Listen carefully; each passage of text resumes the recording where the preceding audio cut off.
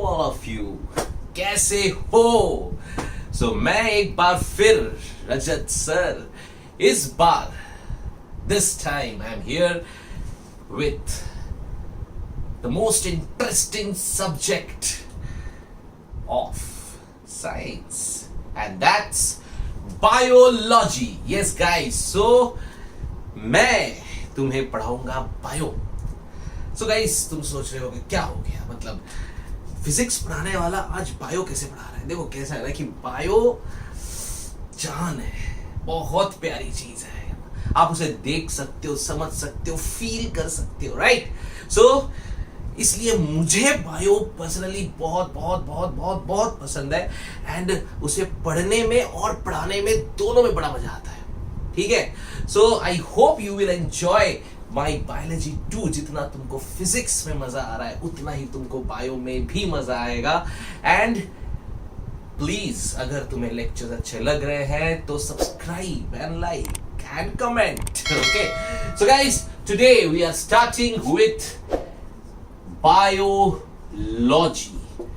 As you know, bio is life. Bio is life and logy is study. Biology मतलब study of life, living organisms and everything. सबसे पहली बात जो हम ये करेंगे आज कि आखिर ये दुनिया में ये लाइफ, ये लिविंग ऑर्गेनिजम्स कैसे आए, क्या हुआ. आज हम इतना कुछ जानते हैं हमारे बारे में, हमारी बॉडी के बारे में.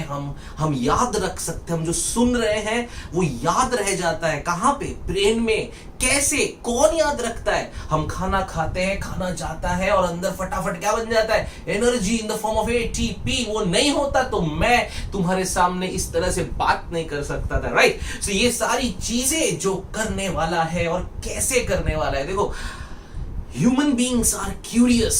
हमें पता लगाना था कि आखिर हमारा बॉडी फंक्शन कैसा करता है, कैसे हमें चीजें याद रहती है, कौन हमारा इंटेलिजेंस बनाता है, कौन हमें एक्सक्रीशन कराता है, कौन हमें जिंदा रखता है, हमारा दिल धड़काता है. ये सारी चीजों का जवाब सोचना, खोजना, समझना बायोलॉजिस्ट का काम.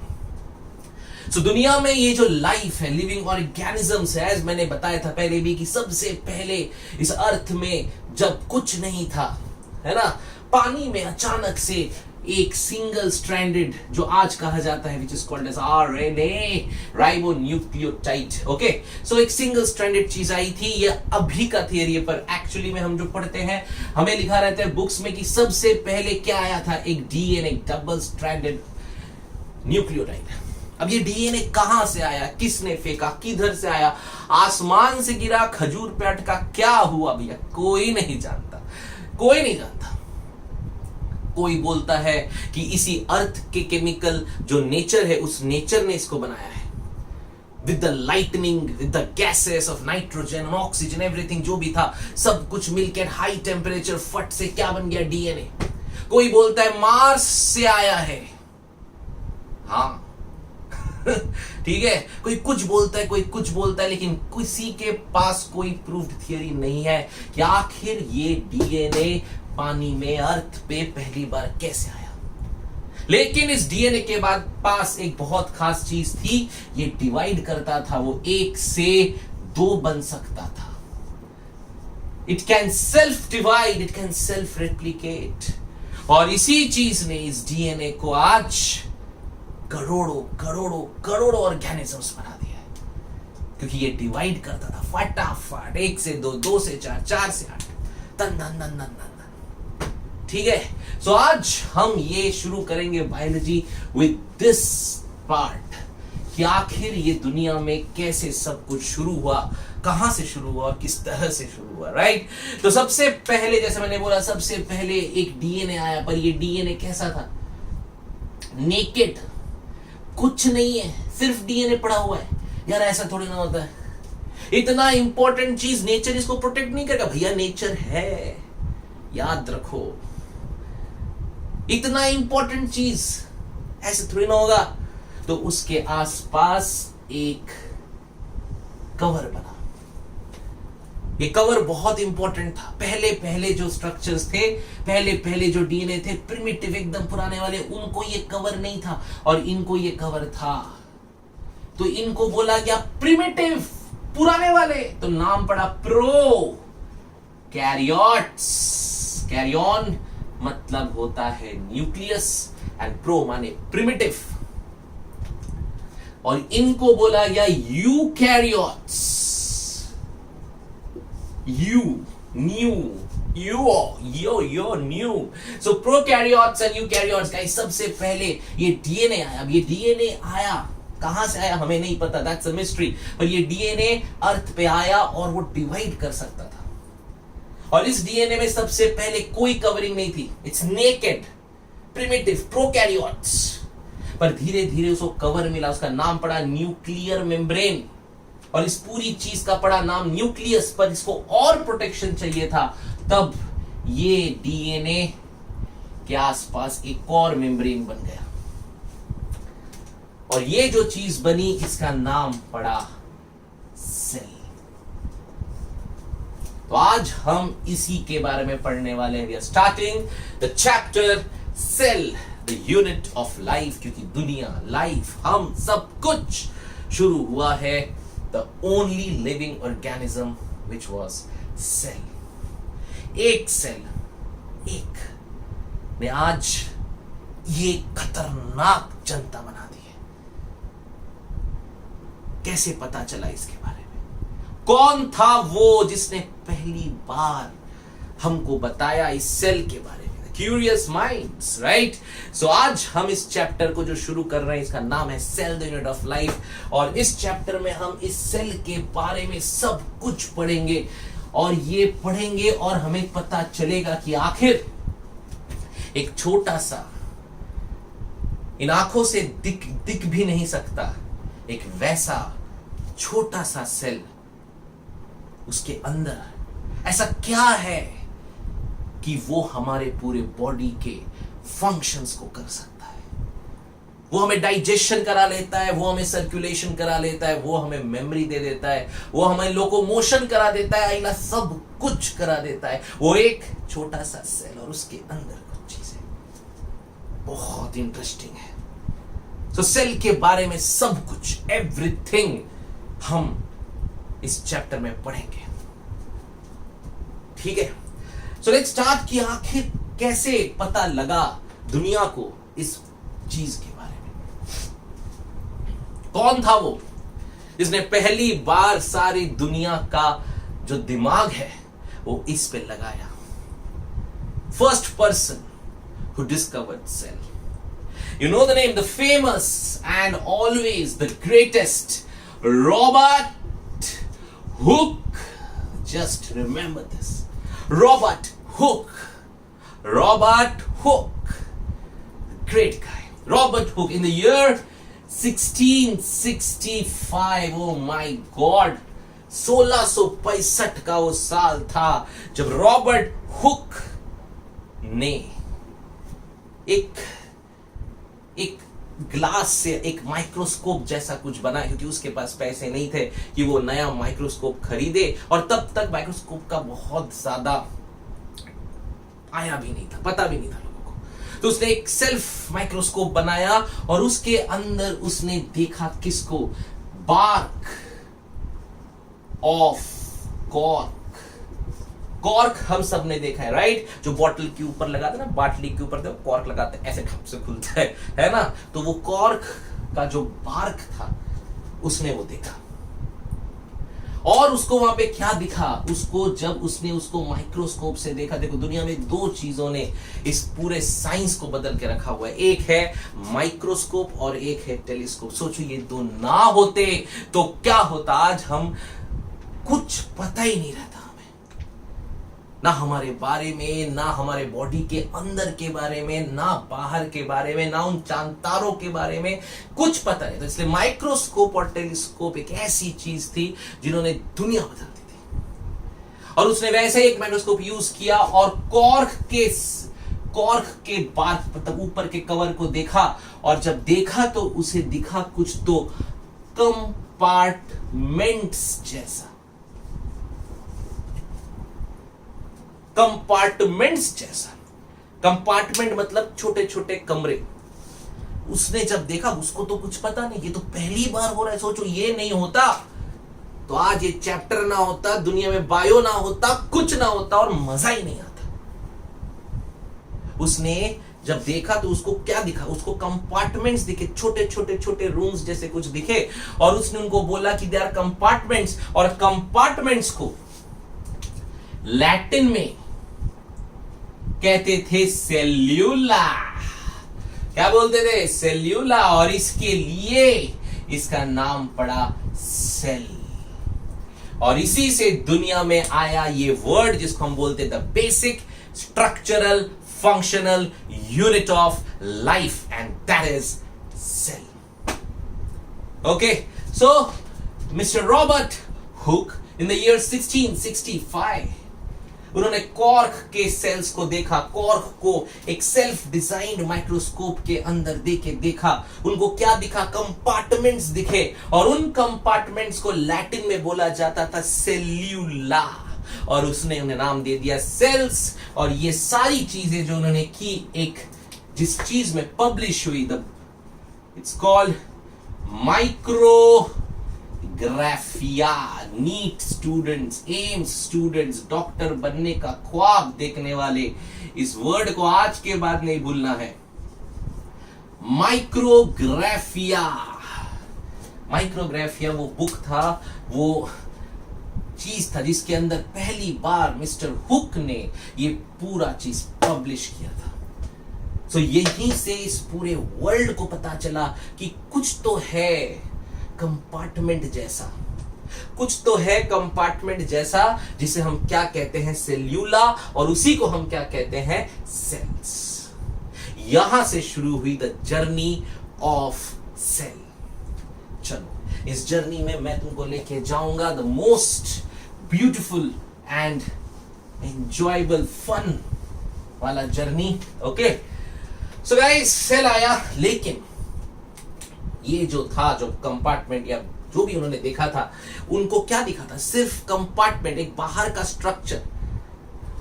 मिस्टर हुक ने क्या नहीं देखा? उन्होंने नहीं देखा था न्यूक्लियस। उनको नहीं दिखा न्यूक्लियस, क्योंकि उन्होंने बस जो माइक्रोस्कोप बनाया था वो बस अपने ही हिसाब से बनाया था, सेल्फ डिजाइन्ड माइक्रोस्कोप, और उससे उन्होंने क्या देख लिया? न्यूक्लियस नहीं देख पाए। तो उन्होंने एक्चुअली में क्या देखा था? उन्होंने देखा था डेड सेल्स। क्योंकि आज उनकी वजह से हमने जब इतना रिसर्च किया तो आज हमें पता है कि जो बार्क होता है, जो आउटर कवर हार्ड लेयर होता है कॉर्क का, वो क्या होता है? Dead cells. तो उन्होंने सेल मेम्ब्रेन देखा, सेल वॉल देखा, जो कि डेड था। ओके, पर उनको नहीं दिखा न्यूक्लियस। तो उनके लिए सेल्स क्या थे? Dead. For mister Hooke cell क्या है? एक कंपार्टमेंट, कुछ रूम जैसा दिखने वाला, एक रूम जैसा, पॉलीगोनल कंपार्टमेंट्स, इसको लैटिन में सेल्यूला को नाम सेल दिया, बस।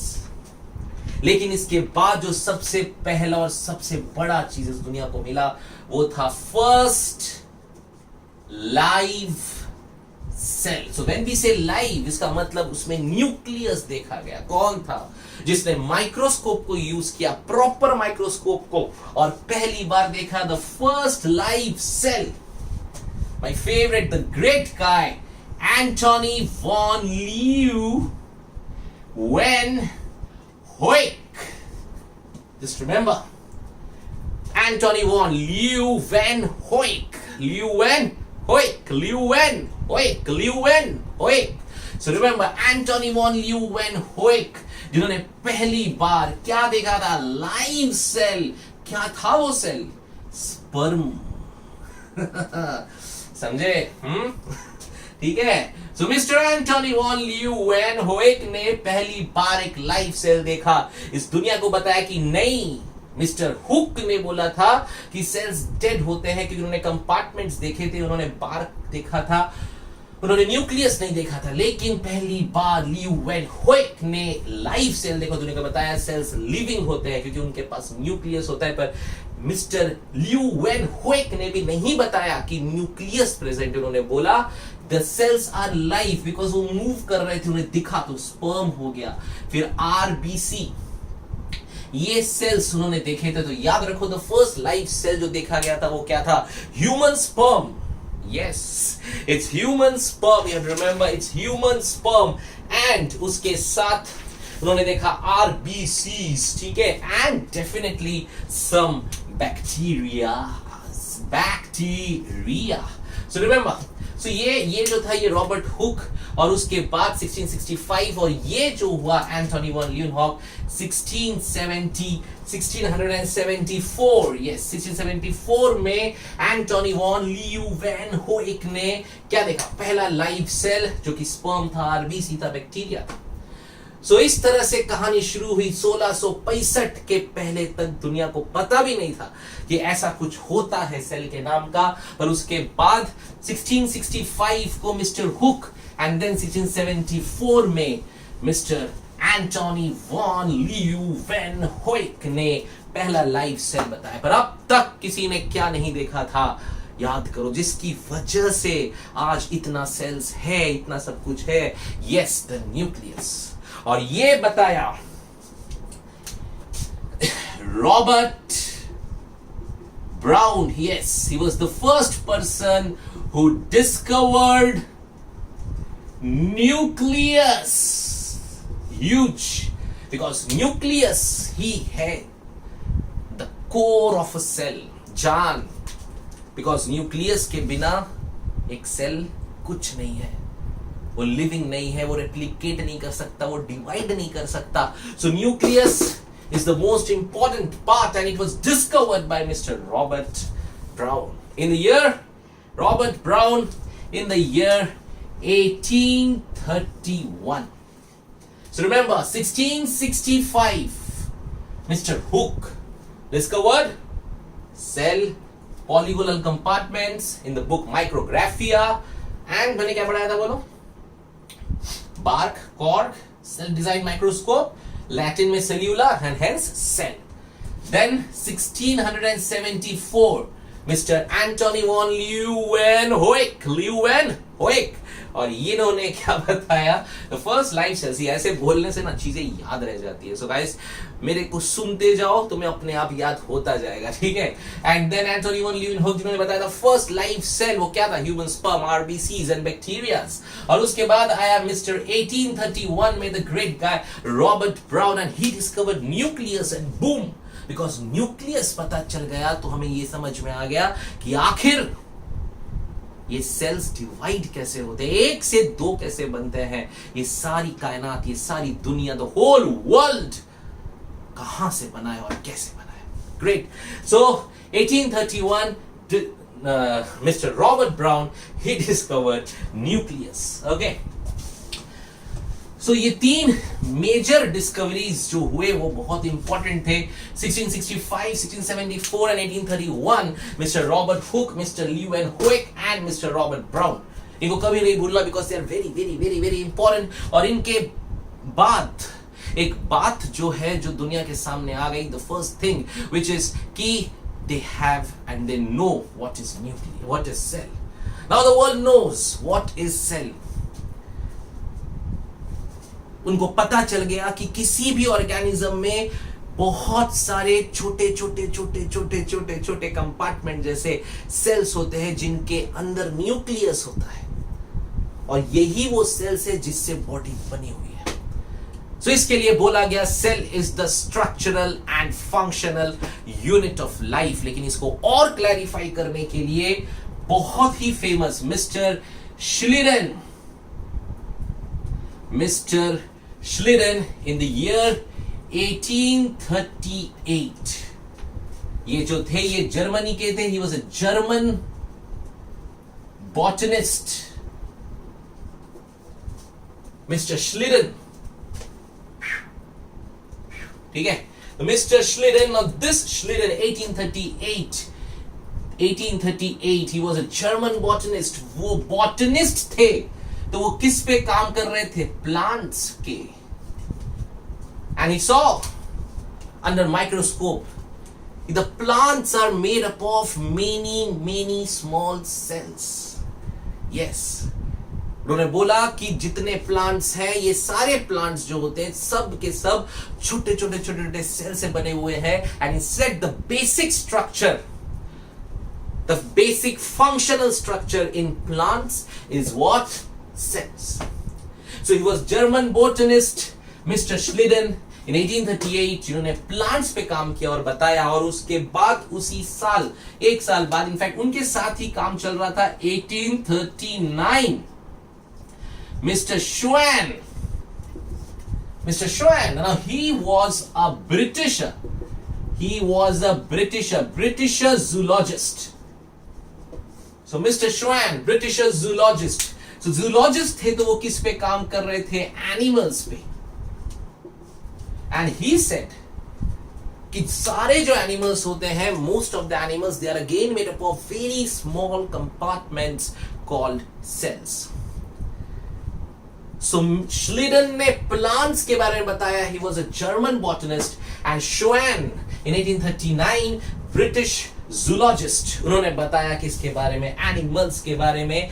And उन्होंने एक और चीज बताई कि जब animal के cells होते हैं, animal के cells का outer layer is a particular structure called plasma membrane or cell membrane. He said cell membrane or plasma membrane. तो याद रखो, ये श्वेन थे जिन्होंने पहली बार बताया था कि the outer layer of a cell is covered by a membrane which is called as cell membrane, a cell covering. And he was the first one जिन्होंने दुनिया को बताया था, in plants there is a special outer layer in addition to cell membrane which is cell wall. So NEET के students याद रखना है कि अगर तुम्हें किसी ने पूछा पहली बार सेल वॉल के बारे में किसने बताया था, तो कौन बताया था? श्वेन. भले ही वो प्लांट्स का है, भले ही वो जूलॉजिस्ट है, लेकिन he was the first person जिन्होंने बताया कि animals cells have an outer layer called cell membrane and plant cells they have a special outer covering जो cell membrane के अलावा होता है for extra protection, maybe doesn't know, और उसका नाम है cell wall. So ये दो लोग mister Schleiden and mister Schwann very important because इन्होंने क्या किया? इन्होंने बताया दुनिया में plants and animals they are made up of cells. और श्वान ने उसके साथ दो चीजें एक्स्ट्रा बताई, एक सेल मेम्ब्रेन, एक सेल वॉल. तो इन दोनों को मिला के इन द ईयर ये दोनों के थियरी को मिला के आया cell theory. So what was the cell theory? ये पहला सेल थियरी था. Now this cell theory proposed by Schlieden and Schwann कि every living organism is made up of cell and cell is the basic structural functional unit of life. ठीक है, that's what cell theory. लेकिन यहां पे एक problem आया. Now here एक doubt आया.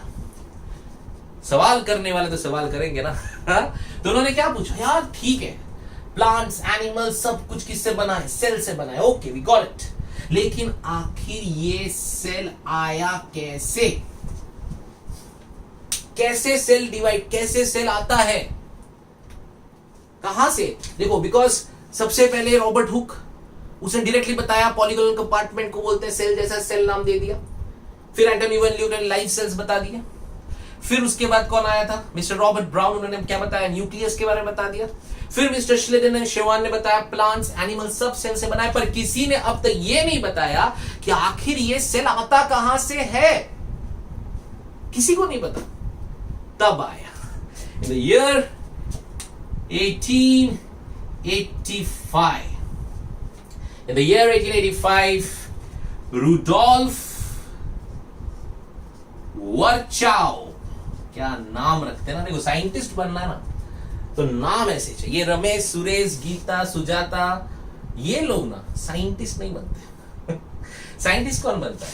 Antony von Leeuwenhoek, Rudolf Virchow, not manchow, ठीक है, Rudolf Virchow, oh my goodness, is a very famous guy. इन्होंने बहुत बड़ा काम किया था। इन्होंने दुनिया को एक बात बताई थी कि जो भी सेल्स है वो एक और सेल से आता है, ठीक है, क्योंकि अब उन्हें ये बात पता है और उन्होंने ये बोला कि एक सेल जो है वो एक सेल से ही आ सकता है, ठीक है। He said cell,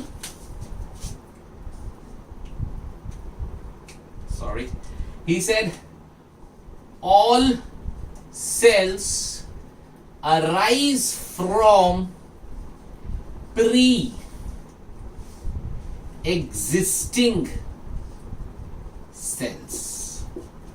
ओके, तो ये था मिस्टर रुडोल्फ वर्चाउ का statement. All cells arise from pre-existing cell. All cells arise from pre-existing cells, which means कि दुनिया में जहां भी, कहीं भी, किधर भी कोई सेल है वो किसी ना किसी सेल से आया हुआ है। अब वो पहला सेल कैसे आया वो तुम देखो, लेकिन हर सेल एक सेल से आया है जो कि प्री एग्जिस्टिंग सेल है। Got it? और इसको अपने लैंग्वेज में बोला उन्होंने omnis cellula a cellula. Okay, so remember omnis cellula a cellula, omnis cellula a cellula, a नहीं e, sorry, omnis cellula e cellula, omnis cellula e cellula, omnis cellula e cellula. ये वो है, इसका मतलब क्या है? All cells arise from pre existing cells. Okay, so इस तरह से इतने लोगों ने मिलके ये बताया कि आखिर सेल क्या होता है। और जब इतना कुछ बता के इतने सालों से काम चल रहा था तो एंड कर दिया गया सेल थ्योरी को। उन्होंने बोला कि बस अब सेल के अंदर की बात होगी, सेल के बारे में बात होगी, सेल कहां से आया, क्या हुआ, कैसे आगे जाता है, इसके बारे में बात नहीं होगी। और इसके लिए इस पढ़ाई को यहां रोक दिया गया। ये जो डिस्कवरीज हो रही थी किसकी वजह से? उन्होंने बोला we will give you a modified cell theory, a last final cell theory which says all cells arise from pre-existing cells and cell is the functional structural unit of life, and the part of biology which studies everything about cell is called cell biology. You got it?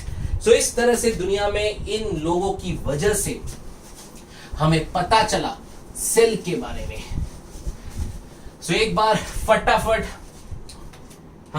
फटाफट revise कर लेते। सबसे पहले 1665, उसके बाद 1674 mister hook, mister लीeuwenhoek, और उसके बाद बोलो, उसके बाद यस 1665, 1674, and then what?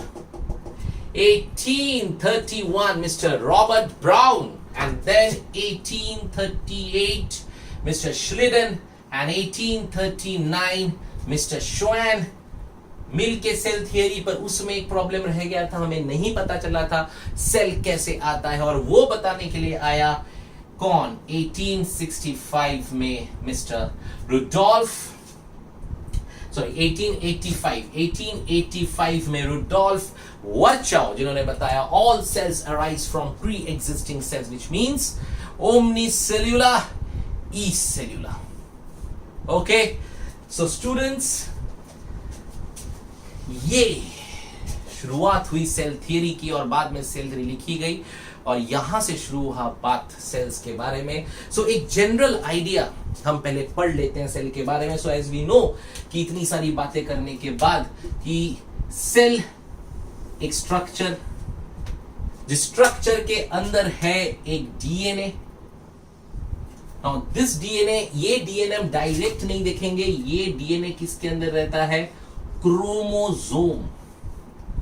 और इस क्रोमोसोम के अंदर रहता है हमारा डीएनए, और ये डीएनए के अंदर रहता है जीन्स, हम ये डिटेल्स में पढ़ेंगे, और ये जीन्स बनाता है प्रोटीन, और ये प्रोटीन बनाता है कैरेक्टर। ओके, तो सबसे पहले याद रखो ये एक चीज जिसने हमें बनाया। अगर आपका नाक सीधा है, अगर आपका नाक चपटा है, कुछ लोग का नाक इतना लंबा होता है, ठीक है, कुछ लोग का नाक चपटा हुआ होता है, कुछ की आंखें छोटी होती हैं, किसी के बाल लंबे होते हैं, किसी के बाल कर्ली, किसी के बाल स्ट्रेट, ये सब जो है, किसी की हाइट लंबी, किसी की हाइट बेचारा परेशान है, बढ़ ही नहीं रहे, ये सब इसके अंदर है क्रोमोसोम। बिकॉज क्रोमोसोम के अंदर कौन है? डीएनए, और उस डीएनए के अंदर एक छोटा सा जीन, और उस जीन के अंदर एक ऐसा कोड है जो बनाएगा प्रोटीन, और वो प्रोटीन बनाएगा तुम्हारा कैरेक्टर, तुम्हारे बालों का कलर, तुम्हारे हंसने का style, everything guys, what you are is here.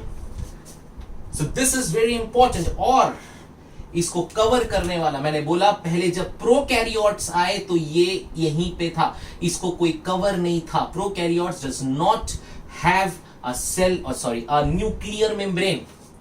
So pro मतलब primitive, so प्रोकैरियोट्स में यहां पे कोई मेम्ब्रेन नहीं था, लेकिन जब यो नए वाले आए, दे आर कॉल्ड यूकैरियोट्स, इनके आसपास कवरिंग बन गई, इसका नाम पड़ा nuclear membrane. Yes, now it is called as what? Nuclear membrane, very important in eukaryotes. And now the सबसे इंपॉर्टेंट चीज कि ये जो सेल्स होते हैं ये डिवाइड कर सकते हैं। और उसके पहले एक और बता दूं कि इसके अंदर ये जो चीजें हैं, जहां पे ये सारी चीजें हैं, ये द सेमी फ्लूइड, इसको मैट्रिक्स बोला जाता है, इसका नाम होता है साइटोप्लाज्म। साइटो माने सेल, प्लाज्मा माने लिक्विड, तो सेल का liquid is called cytoplasm. Remember, the semi fluid matrix of cell is called cytoplasm. In prokaryotes ये जो क्रोमोसोम है, या ये जो न्यूक्लियस, ये जो क्रोमोसोम है, ये जो डीएनए है, ये सारे साइटोप्लाज्म में घूम रहे हैं, ठीक है, and therefore they are called as nucleoid. हम पढ़ेंगे जो वो लोग अपने हिसाब से घूम रहे हैं, ठीक है। लेकिन in eukaryotes the DNA, the chromosome is covered by what? Nuclear membrane, और उसके बाहर जो सेल है उसमें पूरा क्या है? साइटोप्लाज्म, और इसके अंदर जो प्लाज्मा भरा हुआ है, the liquid, now it is called as nucleoplasm. Okay, so cytoplasm, the semi fluid matrix outside the nucleus, inside the nucleus वो साइटोप्लाज्म जो न्यूक्लियस के अंदर है, उसको हम नाम देंगे न्यूक्लियोप्लाज्म, ठीक है। तो ये बहुत इंपॉर्टेंट था, क्योंकि ये जब पता चला कि D chromosome, DNA, gene, protein, character, तो हमें समझ में आया कि आखिर कैसे हम बने हैं और कैसे हमारा लाइफ आया है। In prokaryotes there is no membrane bound organelles. मतलब क्या होता है?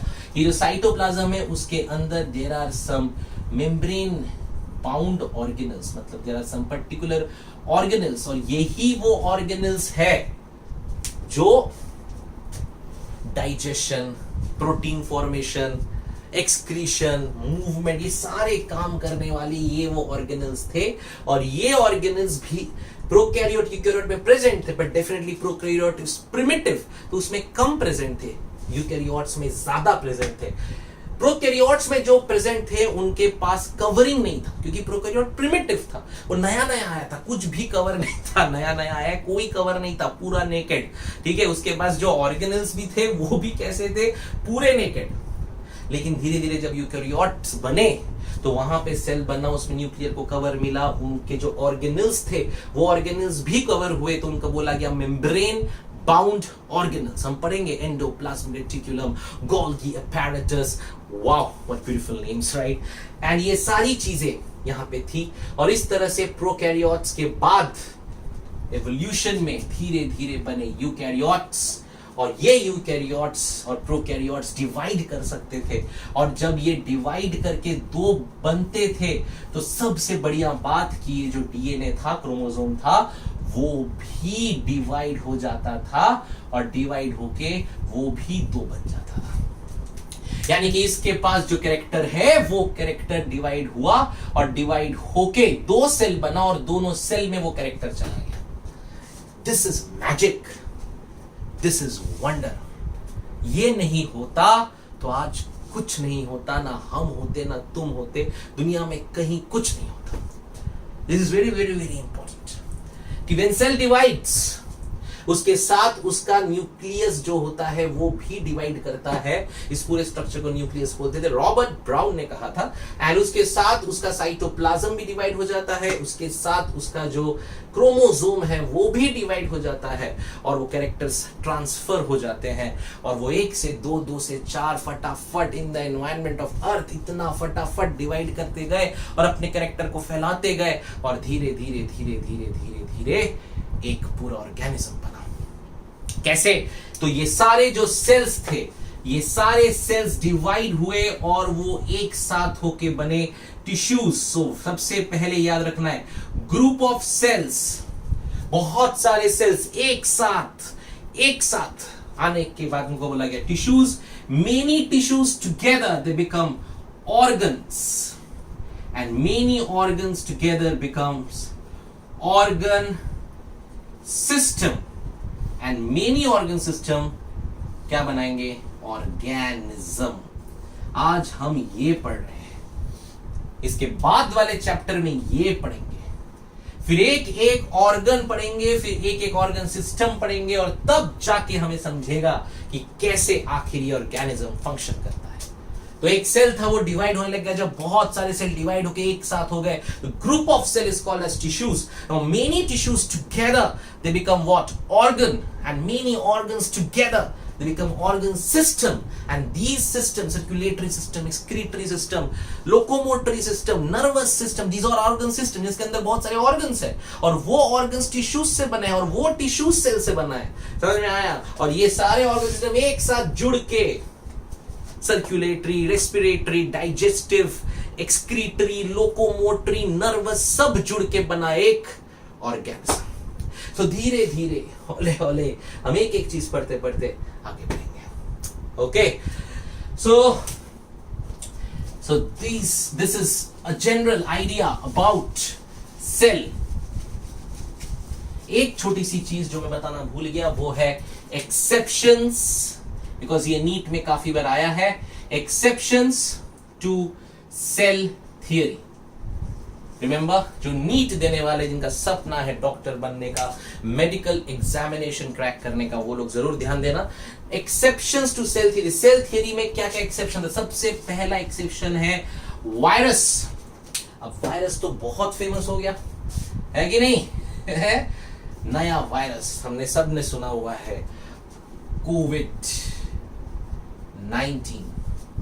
Corona virus, but looks like a crown. इस वायरस ने बाकी जितने वायरसों में जितना नाम बनाया था, HIV, स्मॉल पॉक्स, जितने बड़े बड़े वायरसों ने, राइनो वायरस, रैबिडो वायरस, सब, रेबीज, इन्होंने एक इज्जत बनाई थी। ये आया और एक झटके में सबको हटा दिया। अब सबके जुबान पे एक ही नाम है, corona, covid. So corona virus, why is an exception to cell theory? क्योंकि ये वायरस, कोई भी वायरस जो होता है वो डेड होता है, उसके अंदर साइटोप्लाज्म नहीं होता, वो सिर्फ एक प्रोटीन कवरिंग होती है और उसके अंदर उसका डीएनए होता है। Got it? एक प्रोटीन कवरिंग एंड डीएनए, वो ग्रोथ नहीं दिखाता, वो कोई भी फंक्शन ऐसा नहीं करता जो सेल करता है। सेल के पास एंडोप्लाज्मिक रेटिकुलम, मैंने बताया, राइबोसोम, ये सब मिलके एक बॉडी बनाते हैं और एक ऑर्गेनिज्म क्रिएट करके उसके सारे फंक्शंस चलाते हैं। पर वायरस में ऐसा कुछ नहीं होता। सो virus is a big exception to cell theory because it does not have any cellular organization. So just remember, viruses does not have any cellular organization. Therefore, they are called as exceptions to cell theory.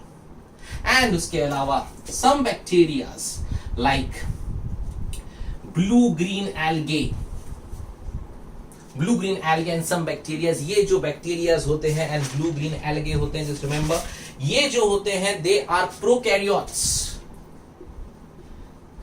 they are prokaryotes and they do not have a proper, you can say, a proper cellular functions. Okay, so they do not have a proper cellular structure like blue green algae and bacteria. Prokaryotes जो है हम पढ़ेंगे. So they are exceptions to cell theory because cell theory ये बोलता था कि cell जो है it is the functional and structural unit of life. It can do many functions, many things.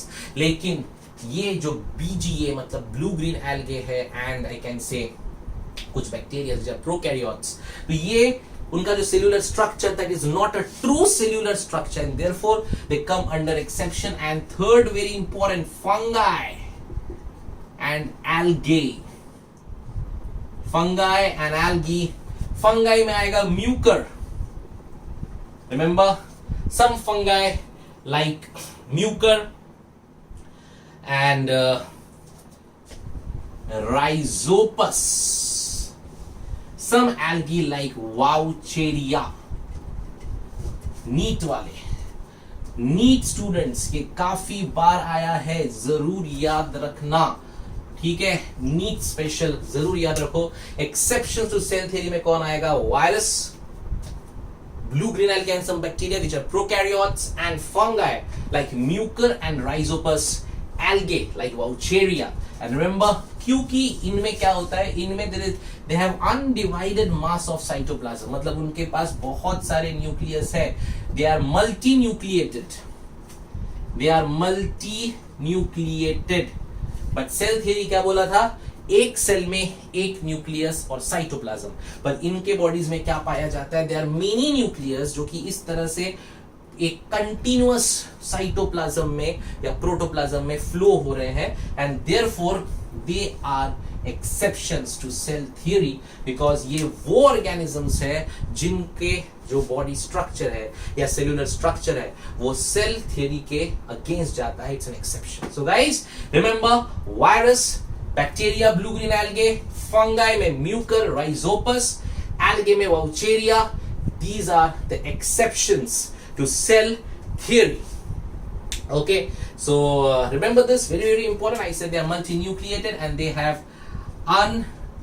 undivided mass of protoplasm which is against the cell theory. ठीक है?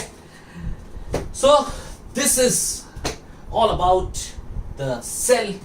किस तरह से इस दुनिया में सेल आया, क्या है सेल थियरी और क्या है एक्सेप्शंस इस सेल थियरी के. तो हम लोगों ने लगभग सेल का एक ओवरव्यू, सेल के बारे में इंट्रोडक्शन किस तरह से आया ये पहली बार सब पढ़ लिया और लगभग जिन्होंने मेरे साथ पढ़ा उनको ये चीजें याद हो गई हैं और वो कभी नहीं भूलेंगे. इसी तरह से हम लोग नीट के सारे चैप्टर्स सारे हम पढ़ेंगे. और अगर आपको हमारे साथ ऑफलाइन में भी आना है तो प्लीज कॉल और मैसेज 9768935090 या तो नीचे देखो वहां कमेंट है, वहां कमेंट पे कमेंट करो कि sir we want your offline classes too, because offline classes में हम लोग इस चीज को आपको टेस्ट लेके एमसीक्यू टेस्ट देके एक पर्टिकुलर टाइम एक पर्टिकुलर पैटर्न के साथ और आपका टाइम टेबल बना के आपको याद करा के देंगे. That's called a NEET power prep. जो नीट स्टूडेंट्स है जिनको नीट देना है उन लोग के लिए स्पेशल अनाउंसमेंट है.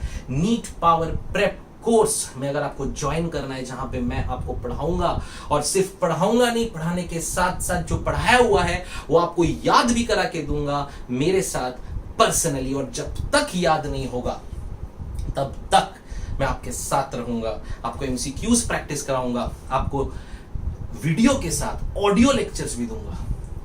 And that's called our hybrid model, the online and offline study system, especially for NEET guys, especially for NEET students, NEET Power Prep. Okay, so if you want to join us in our journey to make you successful, then please contact, comment और directly call करो मेरे को 9768935090. Okay, bye bye and have fun.